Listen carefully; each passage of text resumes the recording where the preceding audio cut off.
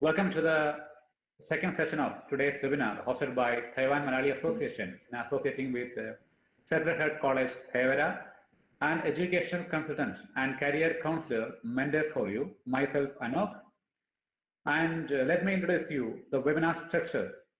The speech is designed for 20 minutes PowerPoint presentation, and 10 minutes after starting the talk, you can enter the questions or doubts at the comment section of the live streaming. Once the talk has been finished, there will be a question and answer section. Actually, as Sujit already explained, even though I will just give some hints for another 30 minutes. And if our discussion is going beyond 30 minutes, we will stop then and we'll do a separate video for the unanswered questions and telecast soon. For today, second webinar, the topic is the transition from India to Taiwan. And as you know, by immersing ourselves in other cultures beyond our own, we can learn about each other, where people came from, what their traditions are, and what they struggle with as a community. It also forces us to criticize assumptions held about our own daily life and practices, encouraging incredible personal growth. Who knows, maybe you will even learn something new about your own culture in the process. This talk will now give an idea regarding the common experiences faced when a foreigner comes to Taiwan for work or higher studies. This talk will give insight on the transition from India to Taiwan and the daily challenges you will face. The fun in traveling and exploring Taiwan is also included in this discussion.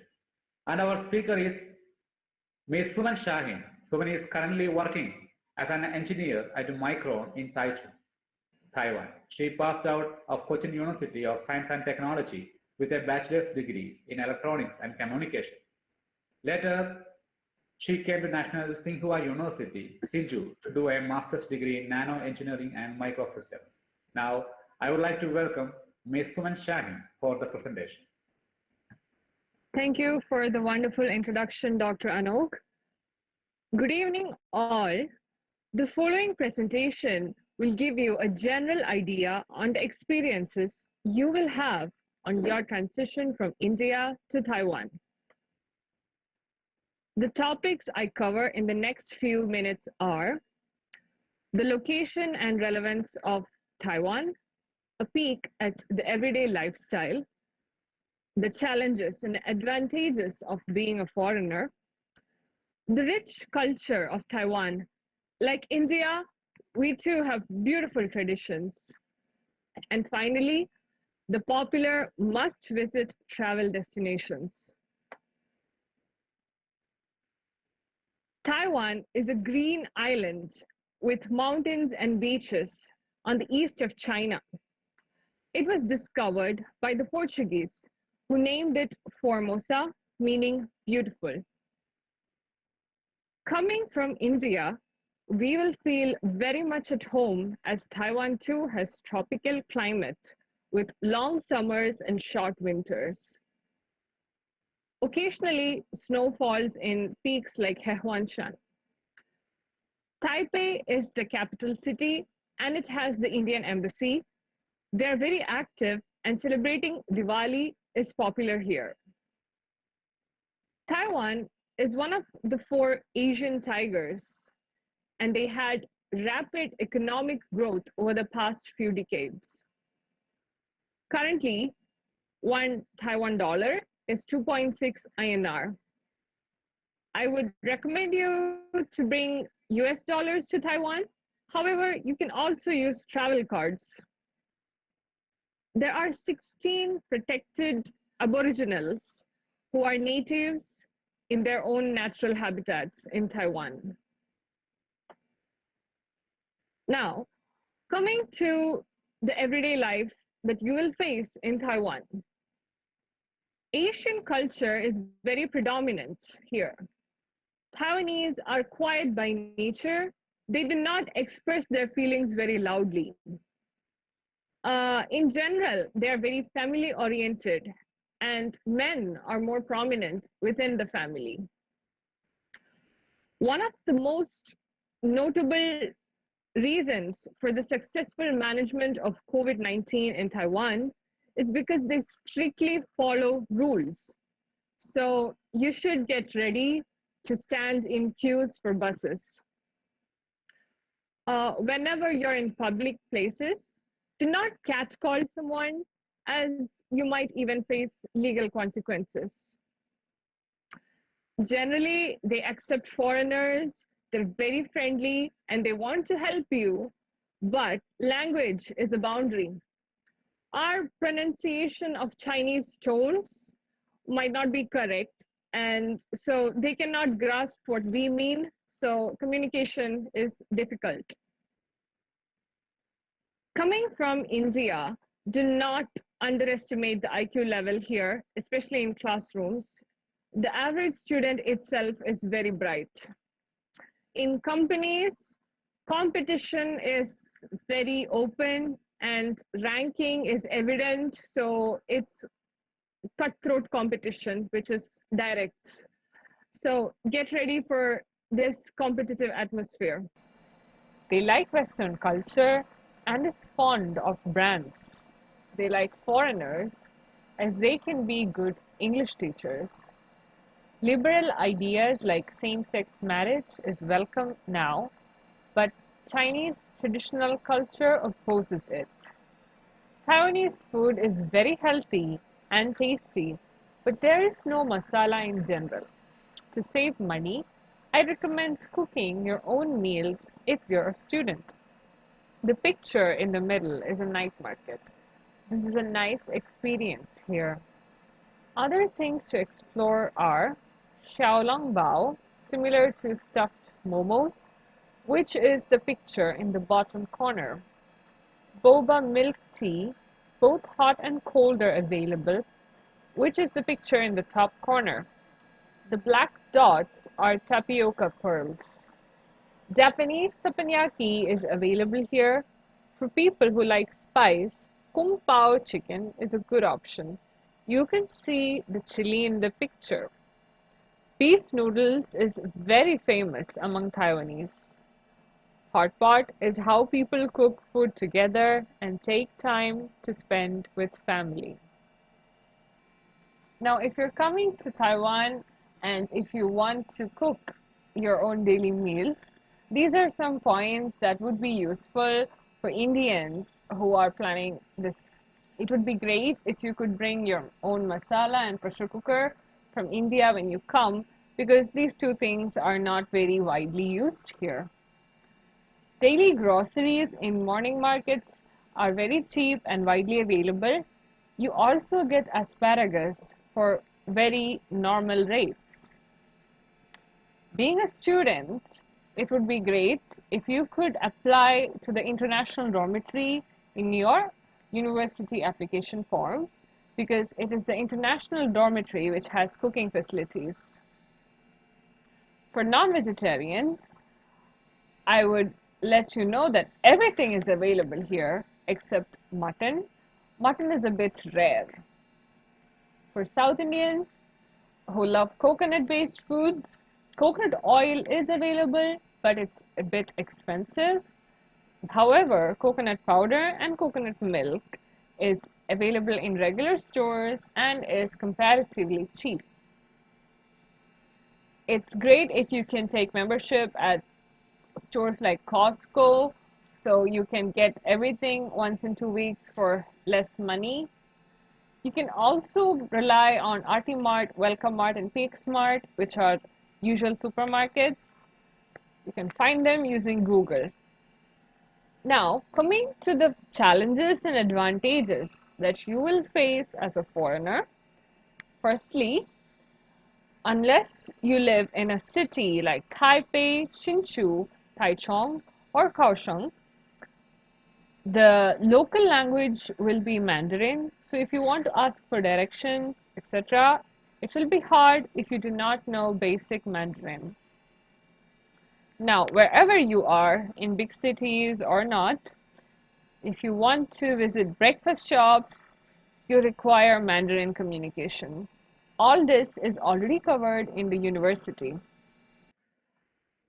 Now, coming to everyday food, you might have to learn to use chopsticks, and actually, it's easy. So, eh, it's fine. Don't worry about it.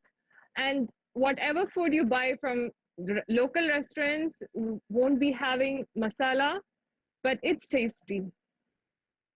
The next is dating culture is very normal in Taiwan. Also, PDA. So if you see public display of affection, that's normal. It's fine. And like I said, signboards. One of the signboards you really need is the buses. So if you're in places like Holi, etc., the signboards will be completely in Mandarin. So it's very hard for you to find out where you want, how to go, where you want to go. And but if you use Google Map and find your own ways, it's fine. You get used to it in with time, so don't worry about it. Now, I would like to warn you about one thing. Do not have the prejudice that you can come to Taiwan and work in McDonald's and make a lot of USDs like you can do in Canada. No, McDonald's won't hire people who are not very good at local Chinese. So don't have any big ideas like that. But yes, if you know good English, you can easily get job as an English teacher. And yes, things are possible, but some things are not. Coming to the culture of Taiwan, we have many festivals that are also public holidays. For example, first of all, let's start with the Chinese New Year. This is the beginning of the lunar calendar of Taiwan and, in fact, of Chinese culture. And that's when people take almost a whole week off and they spend time with their family. Next is the Dragon Boat Festival, which is also a public holiday where people compete in boat racing in different rivers of Taiwan. Third, we have the Moon Festival, which is based on a romantic myth. And remembering the myth, everybody eats moon cakes, which is the picture in the middle of the slide near tea, near the drink. Yeah, those are moon cakes. Finally, Ghost Festival is when the dead are supposed to return. So everybody in the family makes nice food and fruits and everything that would be nice for the people who are returning and keeps it outside their home, waiting for their loved ones to return during that month. And you are not supposed to whistle during that month. Taiwanese are very scared. They believe that you can call back souls if you whistle during that month. Yeah, now there's one more, which is Tomb Sweeping Day. That's when everyone in the family would take a day off from work and go to the tombs of the old grandma or grandfather or anyone and clean it to remember them. Yes, those are the festivals. Now, coming to the general population of Taiwan, they follow Buddhism or Taoism. And now there are some minor points to note. Like, if you want to gift someone, say, for example, their marriage, please try to gift something in a red envelope. Red is a very good color. It brings good omens, but other colors might have other meanings. So it's best to stick with red. And if you give money in a red envelope, you should avoid odd numbers and the number 4 because 4 sounds like death. They might never tell you this on your face because they're essentially nice people, but since it's very evident, you might as well keep that in mind. Coming to the fun part, travel destinations in Taiwan. That is Dr. Susan in Penghu Island feeding seagulls. And the other one is also Dr. Susan on top of Jade Mountain. Yes, she's an amazing person who loves to travel. And now, within Taiwan, if you want to travel, there are many options.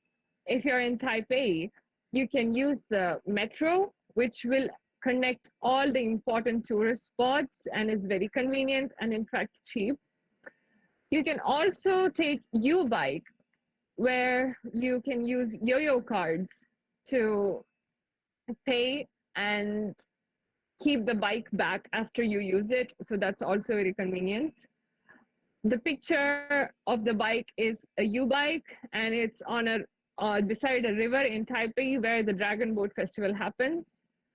Next, there's high-speed rail, which is very fast at 300 kilometers per hour and covers the entire west coast of Taiwan, connecting all the major cities from Kaohsiung down south to Taipei up north. Now, there are some beautiful islands around Taiwan where you can use the ferry to visit them, like Penghu. Once you're in a tourist spot, scooters are always available. Now, to get a scooter, you need an ARC. If you have a local license or an international license, they will give you a regular scooter. Otherwise, with just the ARC, you can take the electric scooter. Looking at the map of Taiwan, there are usually, it's divided into 4 parts, like North, Central, South, and then Eastern Taiwan. And in North Taiwan, I would say the main attraction is Taipei, with Taipei 101 and many other historic buildings. And in Central Taiwan, I would say Taichung is the place to visit because of Sun Moon Lake and other attractions. In South Taiwan is the famous Kenting Beach. If you are young, I would tell you, you would love that place. Now in Eastern Taiwan is another beautiful beach called Hualien. Yes, it's heaven. It's just beautiful. Now the islands, yeah, they are very nice. They're very remote. So you can go away from the bustle of the cities and enjoy a very good weekend there. Now, for convenience of travel, at any tourist spot, and in fact, at all cities, you have convenience stores like 7-Eleven, High Life, and Family Mart, where you can do all the payments using a yo-yo card or an easy card. That little card in the slide is an easy card where you can recharge money into it and use it so that you don't have to carry change. Now, you can get anything in 7-Eleven, ranging from toilet usable things to food to not medicine, but maybe drinks and everything. There you have a photo of girls who I think have bought masks from 7-Eleven. And when you travel in Taiwan, it's always wise to check the weather forecast because sometimes your plans might be ruined by the rain, especially if you're in North Taiwan. Coming to the first destination, Alishan. This is in Chiayi. It's a beautiful, beautiful scenic nature reserve. The best thing you can see here is the sunrise and sunset. If you are lucky, you can see the cloud sea, which is the photo in the slide. It's not very common, and you need to be very lucky to see it. Now there is a trail of very old giant trees, which are almost 1,000 years old. Then there are beautiful ponds where you can see the reflection called sister ponds. And then there is a old railway line from Alishan to Fenchihu. Both stations are very beautiful. I think those trains are very attractive to photographers. The next destination I would suggest you is Green Island. It's a very beautiful place that you can reach from Taitung. And the best thing you can do, I would suggest, is scuba diving. It's very safe because the people there are trained to deal with amateurs who do not know swimming, so it's not at all risky. And the seabed is also filled with coral, so it's a very beautiful place to visit. Apart from scuba diving, there are other spots within the islands like Baishawan Beach and hot springs. You must check that out too. And that comes to the end.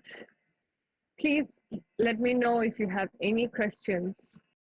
Thank you, Suman, for the wonderful speech, which contained lots of knowledge regarding Taiwan. And we have some questions at the time of registration. First one is, what about the daily expenses at Taiwan for a foreigner?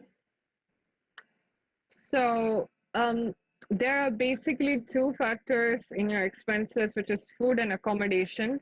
And if you're a student, there will be fees. So coming to food, it depends on whether you cook or you don't cook.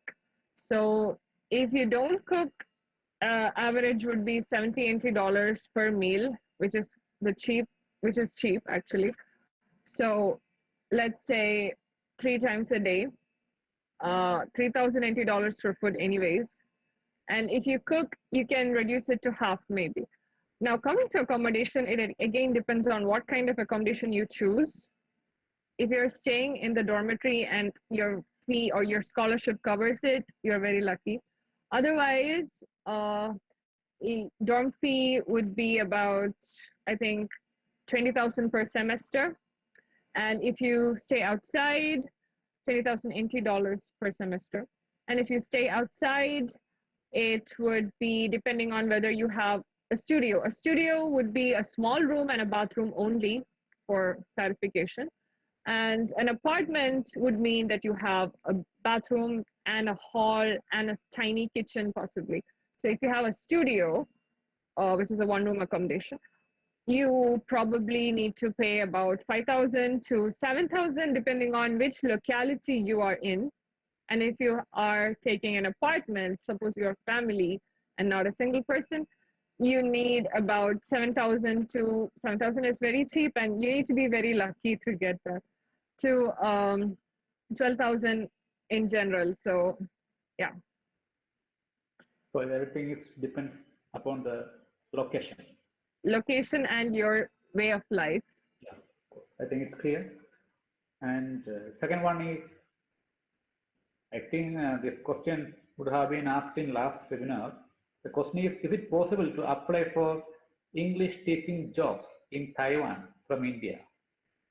So it's not impossible, but there are many native English-speaking foreigners already here who are from the West. So India not being an English-speaking country, it's not easy to get sponsored from India. But if you are already in Taiwan, it's not very hard if you have good spoken English. So. Okay. So comparatively for native speakers, has the more chances, right? Native speakers has more chances, but if you can impress someone in an interview, there is no problem. Okay, okay. Or if you have a score that shows that you can do it, like an IELTS score, like I think Susan already covered in the last webinar, certificates which show that you can do something. Okay, okay, it's clear. And another question is also related to jobs. And that also could have been asked in before last webinar. The question is, are there any opportunities of Indian PhDs in Taiwan semiconductor industry? I think you can give an answer as you are from related. Yes. You mean after master's doing PhD here? Actually, the question is, are there any opportunities of Indian PhDs? I think already somebody has a PhD and Okay. they have any opportunities in Taiwan semiconductor industry. Yes. So in that case, if you have a PhD from India, you can definitely apply for semiconductor research positions, like postdoctoral positions in various universities in Taiwan. So that's not very difficult. You can apply, but the first thing you can do is try to contact the professor by email. Now, this is for an academic position. Now, if you are looking for a corporate job in semiconductor electronics in Taiwan, again, like I said, do not look for local companies because you need very good Mandarin. But for MNCs, you can definitely apply. And if your profile is suiting the post, they will call you. But there is no guarantee on this. And if you have valid experience, like Susan had said, then definitely they will consider you. So this chance depends on his profile, frankly speaking. Yes, yes. Okay, and another question is, as a new student, will we get any help from campus to find accommodation? Um, Certain universities give in-house accommodation as dormitories. So that depends on the application you have submitted. If there is such a provision, you should take the responsibility to submit the application. And if your university does not have this provision, which is rare, you can always look up Facebook groups or try to contact people who are already there to find out where you can stay. Then again, the money would depend on whether you stay in a studio or an apartment. Okay, I think that's it. Questions are very less, but I think we have, yeah, we have one more question.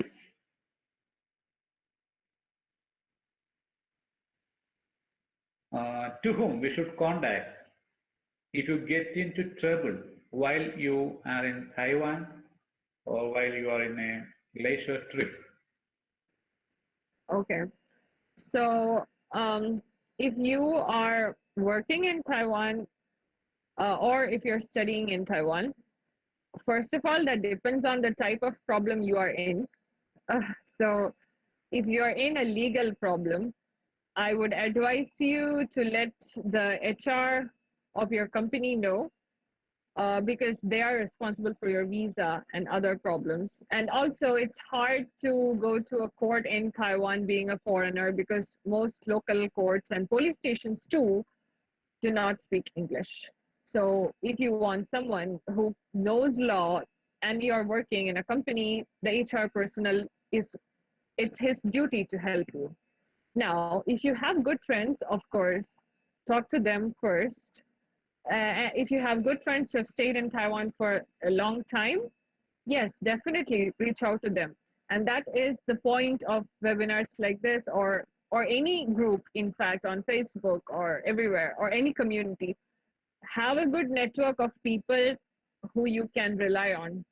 Don't find the wrong people for this. And so if you're a student, first of all, maybe your friends and maybe if your professor is approachable, definitely your professor. Okay, and it's an important point that if you are on a trip, before coming to Taiwan, just hear about here several community groups are there, like Taiwan Malayali Association, Telugu Association, Tamil Association, like that. Several communities are there. They can guide you if you are in real trouble. They may guide you. So I think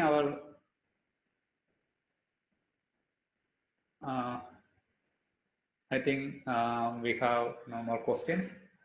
So thank you, Suman, for the wonderful speech and question and answer section. And thank you once again for attending the webinar. If you wish to learn more about the topic, please feel free to email us and let us wind up for now. Thank you. Thank you, everyone. Thank you.